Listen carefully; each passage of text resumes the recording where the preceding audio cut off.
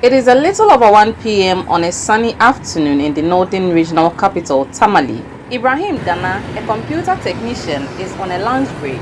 He finds himself a plate of rice and washes it down with an energy drink. He tells me this boosts his energy level at work. Sometimes depending on my work, the work I'm doing here, if I just come out a day and I want to do serious work, actually, normally I have to take about 4 or 5. So even if I'm to start work, I have to eat and then take the energy drink. Let's say within a day I can take 4 or 5. Then I'll be able to do my work very well. This lifestyle is peculiar with many Ghanaians, as no occasion passes without soft drinks being distributed. Available literature suggests that many Ghanaians have replaced water with fruit juice and soft drinks due to its distinct taste and thirst-quenching potential. The Northern Regional Deputy Director in charge of Public Health, Hilarious Abio, says this habit is doing more harm than good. These practices doesn't improve your nutritional status in any way. In fact, it only adds more health problems because it leads to excess energy, excess calories. And usually what the body would do is to store this excess sugar as fat. If you look at it, most of our diet in Ghana has a lot of carbohydrate inside. You talk about the banku, you talk about the TZ, rice, almost all of them are carbohydrate. And the end digestion is sugar.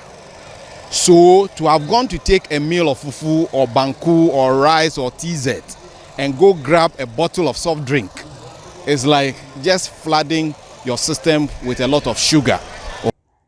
Even though there are no specific data on the consumption rate of soft drinks among Ghanaians, public health officials say the consumption is high and can be said to be the leading cause of non-communicable diseases, NCD, including heart disease, diabetes, among others.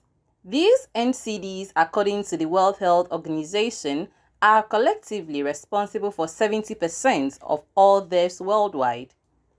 In Ghana, health officials say obesity, heart diseases, and stroke is on the rise. So it's not uncommon to find a number of these people now developing diabetes, and therefore, subsequent to the development of the diabetes, develop things like blindness, develop things like stroke, develop things like heart attack, and things like that, which are becoming very common.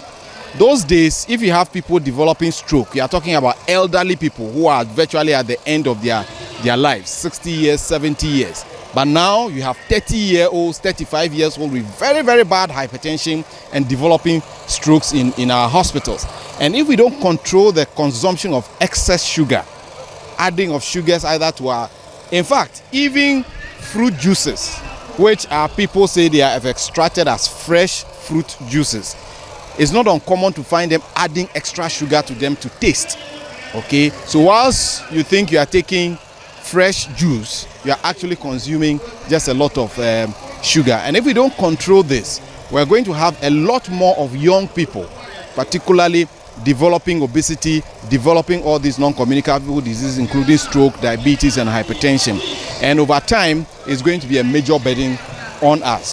Ironically, Dana, the computer technician, says after consuming about 4 bottles of energy drink in a day, sleeping becomes difficult at night. If I go home to sleep, it becomes difficult. And people are telling me it's the energy drink I've been drinking. But normally I don't. It wasn't like that before. But if I get to the house, sleeping becomes difficult. That's the only challenge that I'm facing now. The Public Health Association of Ghana say they have embarked on a sensitization drive through talk shows and floats to inform the public on the dangers of excessive intake of sugar. But what is the alternative? Alternative, a lot of questions people have asked this alternative. What we should know is that your body is made up of 60 to 70% water. Water, and that is, I'm talking of natural water. Your body has 60 to 70% of it. So what you should be doing to your body is replenishing the water. What people have been doing with the sugar sweetened beverage, that they are making an attempt to replenish the water. But once you have sugar in it, it's going to deplete even the water that you have taken, plus more water that you have in your system, because they have to be excreted with a water load. But if you take in normal natural water, you are most likely to meet your body's requirement. So you will be replacing the water. You need to replace our water. Now I'll give you a typical example of, go to the hospital, almost every patient who comes in, they have to infuse saline or water because you are dehydrated. And that is the cause of dehydration. Sugar-sweetened beverages can dehydrate you. For many Ghanaians, avoiding soft drinks completely might sound impossible, but as officials say, taking it in moderation will reduce the risk associated with it. From Tamale, I am Dinah Ngwan for Citi News.